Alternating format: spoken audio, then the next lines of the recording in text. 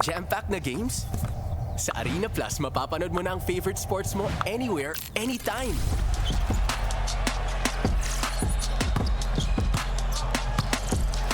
Keep track of real-time stats para updated ka sa bawat galaw. Join the hype! Makisaya at makipag-interact sa live community.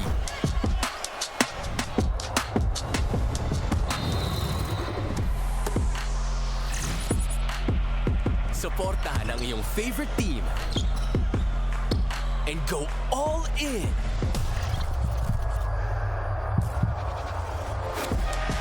Para sa chance na manalo ng mga bonus. Catch your favorite sports and join the Arena Plus family.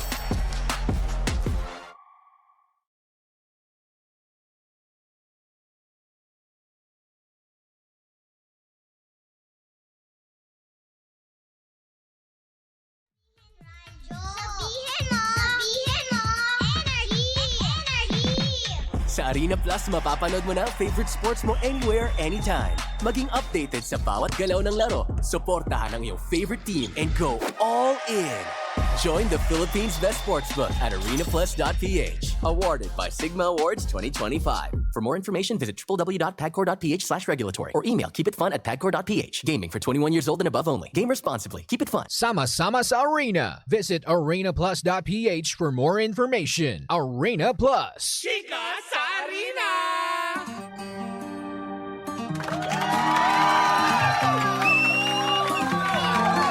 Magandang umaga mga pangga. Ito na ang may init na balita sa Arena. Hatid sa atin ng Arena Plus, astig sa sports. Laban hanggang dulo ang ipinamalas ng Team Philippines sa 33rd SEA Games sa Thailand, kung saan muling pinatunayan ng ating mga atleta ang puso, tapang, determinasyon at galing ng Pilipino. Pinangunahan ito ng makasaysayang tagumpay kabilang ang first ever SEA Games gold medal ni Alex Yala at women's tennis. Ang unang gintong medalya ng Alas Pilipinas sa beach volleyball at ang kauna-unahang SEA Games gold ng Filipino women's football team. Hindi rin nagpahuli ang kahangahangang medal haul ng bansa, tampok ang 8 medalya na naiuwi nila Kyla Sanchez sa iisang edisyon ng SEA Games. Patuloy na world class ang kakayahan ng ating mga atleta. Samantala, Pinay softball domination. Undefeated ang RP Blue Girls sa kanilang kampanya patungo sa ika-11 gold medal ng Pilipinas sa women's football sa SEA Games. Batay sa mga available na records, nanatiling unbeaten o undefeated ang Philippine Women's Softball Team mula noong 2007 SEA Games. Unang isinama ang women's softball noong 1979 at lahat ng 11 edition nito sa Pilipinas ay naghari. Isang malinaw na mensahe ito sa rehiyon na ang Pilipino ay hindi susuko, patuloy ang laban para sa ating bayan. At yan ang mainit na chikahan at balita sa Chika sa Arena, hatid pa rin sa atin ng Arena Plus, astig sa sports. Sa Arena Plus, mapapanood mo na ang favorite sports mo anywhere, anytime. Maging updated sa bawat galaw ng laro. Suportahan ang iyong favorite team and go all in. Join the Philippines' best sportsbook at arenaplus.ph. Awarded by Sigma Awards 2025. For more information, visit www.pagcor.ph/regulatory or email keepitfun@pagcor.ph. Gaming for 21 years old and above only. Game responsibly. Keep it fun. Sama-sama sa Arena. Visit arenaplus.ph for more information. Arena Plus. Cheers, Miss Dabaglita! With Tita Cora and Kapitana Sisa. We are number 106.7 Energy FM. Panggawag mong sabihing radyo, sabihin mo Energy. Good morning, Metro and Mega Manila. Magandang morning sa lahat na nakatutok sa atin sa kanilang mga tahanan, sa kanilang mga sasakyan sa mga oras na ito. Lalo na mga papa driver natin. Nako, yung ating mga papa driver na minsan ay mainit ang ulo dahil sa hindi lang sa taas ng produktong petrolyo or presyo ng produktong petrolyo, pero pati na din ng matinding daloy ng trapiko sa buong Metro at Mega Manila. Magandang morning sa iyo, papang driver. Palamig ka lang ng konti ng ulo, papa driver ha. Huwag masyadong mainit ang ulo. Huwag bababa ng sasakyan, manduduro na magkakariton, okay? Tandaan mo, mahirap kumuha ng lisensya. Mahirap ang pinagdaanan mo para makakuha ng lisensya. Huwag mong sayangin ng dahil lang sa init ng ulo. Diba? Huwag ganon. Hello sa mga lady drivers din, ng mga TMBS dyan. Magandang morning. Uy, alam mo, nakakatuwa yung mga yan, yung mga nag-grab, in-drive, at iba pa na naghahatid sa atin, sa ating mga patutunguhan. Minsan hindi natin alam na hindi natin alam na babae pala yung nagdadrive sa atin. Ako, kumustahin naman natin, batiin naman natin sila ng Merry Merry Christmas!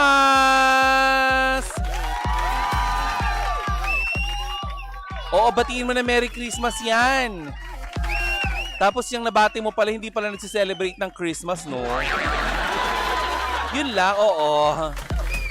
Oy, tayo mga nagsiselebrate ng Christmas, igalang din naman natin yung paniniwala ng iba na hindi nagsiselebrate ng Pasko, 'di ba?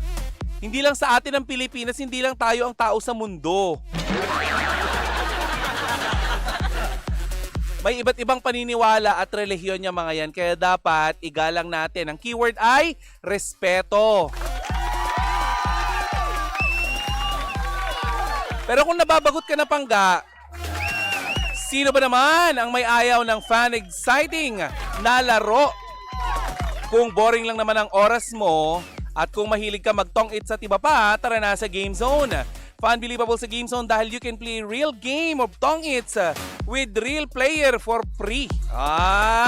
Free yan libre yan. May chance ka pa maki-split over 34 million pesos at may chance ka pa to claim up to 14,640 pesos daily. Ang makukuhang cash credit ay pwede mo rin gamitin panlaro sa kahit anong game. Kaya rin tong i-cash out. At may dalawang event araw-araw. Alam mo ba yon? Nako, G ka na ba?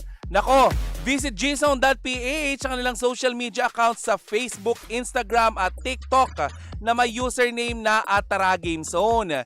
G ka na ba sa Tong Eats? Tara na sa Game Zone! Tandaan na gaming dapat fun lang. Visit padcore.ph/regulatory or you can email them at keepitfun@padcore.ph. Promo runs from January 1 to December 31, 2025. EGLD reference number MKTG 2024-2564. Tandaan pa na gaming is for 21 years old and above only. Gambling can be addictive and learn when to stop. Yes, kung wala ng budget, di ba? Stop mo na muna. Pag petsa di peligro, di ba? Ay, nakakaloka talaga ang mga chichikahin natin for today's video. 'Di ba? Lalo-lalo tong pagkikwentuhan natin, Jeff Tads Oliveros. Sabing ganyan, Tita Cora, free ride daw ngayon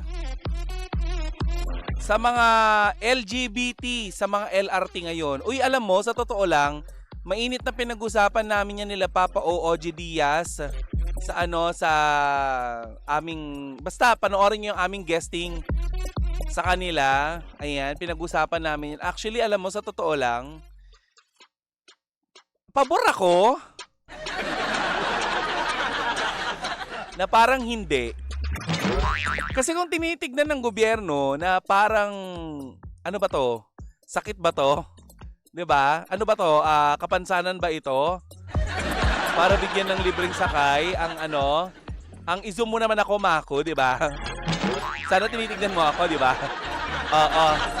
'Di ba? Kung tinitignan ng gobyerno na parang kapansanan ng pagiging LGBTQIA+ community member mo, parang hindi maganda. 'Di ba? At saka tignan mo na lang, ano ang barometro ng ating gobyerno ng DOTR kung ikaw ay Becky o kaya Shibuli? Oh, baka mamaya naka-invento na sila ng baklameter o kaya tomboyeter. Sige nga, paano kung yung lalaki dyan, nagbakla-baklaan, nagpanggap na bading, di ba? Paano nyo siya ililibre? Sige nga. Hindi ba parang ano yon? Parang hindi, sorry ha, parang hindi masyadong pinag-isipan. Sana pinagplanuhan, hindi to pampalubag loob lang. Ang gusto natin, bago magpasko, mahigit sa 10 ang makulong. Pero yung prayers talaga ni Cara David, no? Alin na mas gusto nyo? Prayers ni Cara David! O yung may ikulong na lang? Nakakaloka mga pangyayari! Grabe! O wala akong pinapangalanan ha. Hay nako Pilipinas! But anyway, eto pampalubag loob muna ha. Kasi si Meme Vice Ganda sa nakaraan niyang interview kay Karen Davila ay umamin ito na hindi siya laging mabait. Oo naman, kahit ako, 'di ba? Hindi magiging mabait ang tao na to. Kung inaakala nyo na maging New Year's resolution ko, mas magiging mabait ako, well, nagkakamali kayo. Hindi ganun ang buhay, beb. Diba? Hindi tayo mapagpanggap. Na kunwari mabait ako sa harapan mo, pero sa likuran mo, hindi. Same lang ako kung ano nakikita mo sa harapan, yun lang din. May ikikwento kita ng very, very light, lalo na kapag may mga nagpapakwento. May mga tao kasing provocative. Alam niyo yung taong provocative? Ilang beses na ako na biktima ng ganyan kasi walang preno yung bibig ko, di ba? Hindi ako marunong magtago ng lihim minsan. Minsan lang. Pero kung alam ko namang ikakamatay mo yung pagsisiwalat ko nun, hindi ko naman isisiwalat. Pero kung hinihingi lang naman yung opinion ko, magsasalita ako. Di ba? Anyway, doon sa naging interview ni Meme Vice Ganda, sinabi nito na hindi ito laging mabait.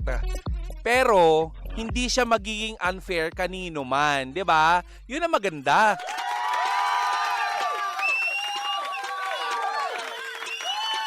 Hindi ka na nga mabait, 'di ba? Yung iba kasi hindi na nga mabait, 'di ba? Manloloko pa. 'Di ba? Alam mo, magkaiba talaga ang pagiging mabait sa pagiging mabuting tao. Ikaw pang gaano mas pipiliin mo? Ako mas pipiliin ko yung pagiging mabuting tao kaysa yung pagiging mabait. Kasi yung pagiging mabait, minsan kaya mo tong i-conceal with concealer. Pwede mong plastikin yung sarili mo, di ba? Pero kasi pag mabuti kang tao, pag mabuti ang puso mo, di ba? Baka magkaroon ka pa ng green bone. Paano mo malalaman kung may green bone ka? Mamatay ka muna. Hindi ganon, di ba? Mas magiging mabuting tao ka. Maldita ka pero mabuting tao ka. Sabi nga nila, maldita with the heart. Di ba? Sa silver lining, baka mamaya magka-raid, di ba? Hirap yung silver lining, di ba, Kuya Chito? Ay nako, marami sa inyo nagtatanong. Bakit nga ba wala si Tita Cora ng 2 araw? Si Kapitana Sisa po ay naka-leave na, January nyo na makakasama. Si Tita Cora po, unfortunately, last week, Tuesday ba yun? Nangyari? Wednesday ata. Wednesday nangyari. May nangyaring aksidente dito sa opisina, nadulas po ako. Isinugod ako sa Cardinal Santos ng ating butihing engineer dito. Head engineer. Oh, head. Gusto yung mga head. Like,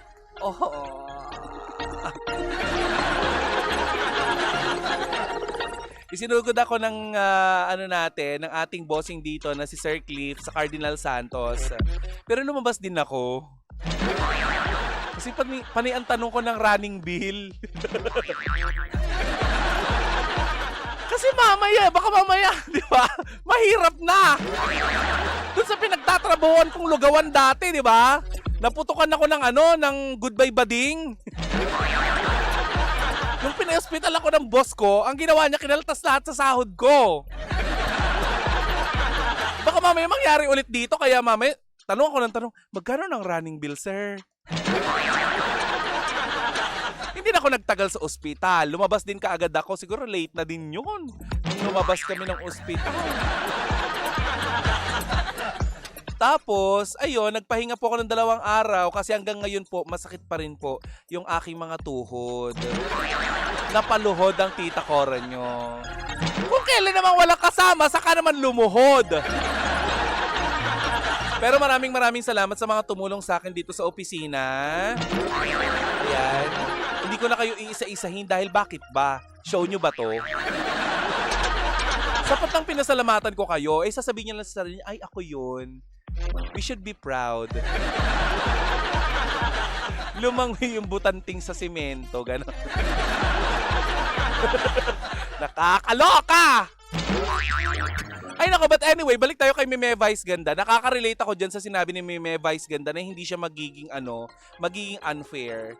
Alam mo, okay lang yon yung matag ka na maldita yan masyado, ganon. Kesa naman yung sinasabi na magnanakaw yan, unfair yan, ganyan. Oo, yung nambubuli yan, yung ganon. Hindi naman. Minsan na misinterpret ako ng ganon na parang masama ang ugali ko kasi masyado akong straightforward. Si Meme Vice Ganda ganon din. Hindi ko naman sinasabing parehas kami ni Meme dahil obviously hindi naman, di ba? Sobrang ganda di ba? Una sa lahat, ako, Tita Cora, siya Vice Ganda. Ako bloated, siya pitit, di ba? Hindi ganun ang buhay. Kailangan isipin din natin kung, di ba, bawat araw, yung kagaya ng sinasabi ko, feeling ko ito din yung ginagawa ni Meme Vice Ganda kasi sa napanood ko, yun din yung ginagawa niya Kung ngayong araw ba ay marami siyang nasaktan or ngayong araw ba marami siyang napasayang tao, ilan ba ang napasaya niyang tao ngayong araw?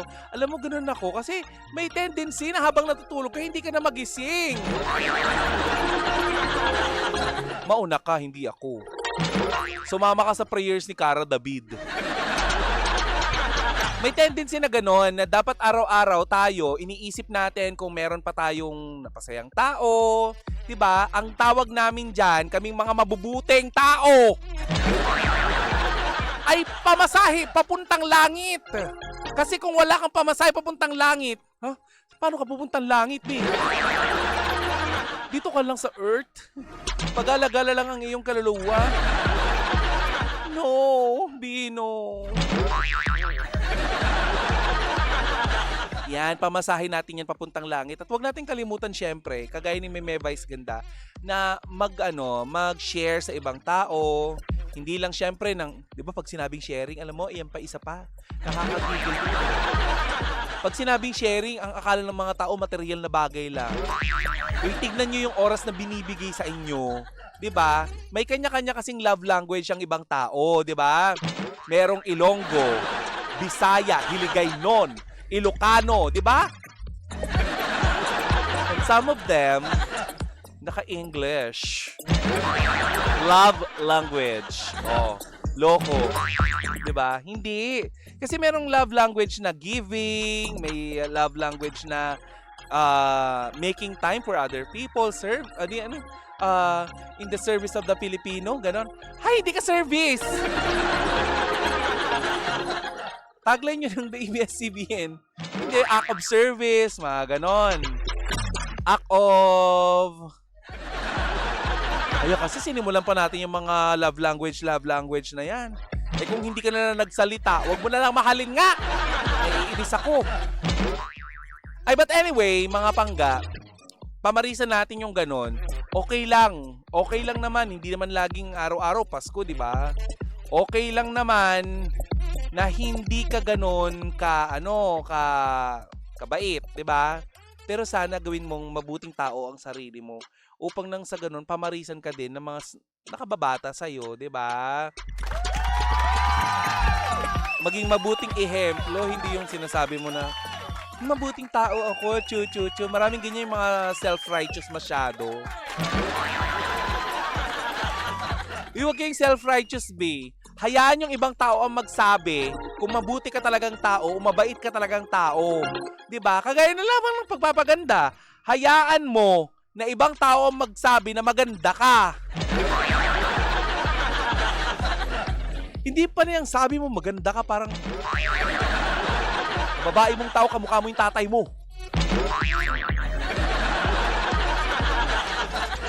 Na-oxy ka tuloy, Lunes na Lunes. Ay, anyway, tayo ay magko-commercial break na muna. Okay, pangga. Pero kagaya lang sinabi ko sa'yo ha, pamarisan mo yung sinabi ni Meme Vice Ganda. Pwede kang maging maging maldita or pwede kang maging masungit, hindi ka maging mabait, pero kailangan hindi ka unfair. Hindi ka magnanakaw. Hindi ka mananakit ng ibang tao, yung kanilang, alam mo 'yon. Nakakasagasa ka ng ibang tao. Dahil ano ka ba? 4x4 ka ba? Ano ka ba? PUB ka ba? Para makasagasa? Jeepney ka ba? Para kang hindi na grade 2 ah. Ay, nako. Nakakapagod. Napagod na lang yung bading. Kaya lang sinabi ko, magko-commercial break muna tayo, Pangga. Ituloy muna natin ang tugtugan dito pa rin sa number 106.7 Energy FM, Pangga. Huwag mong sabihin radyo, sabihin mo energy.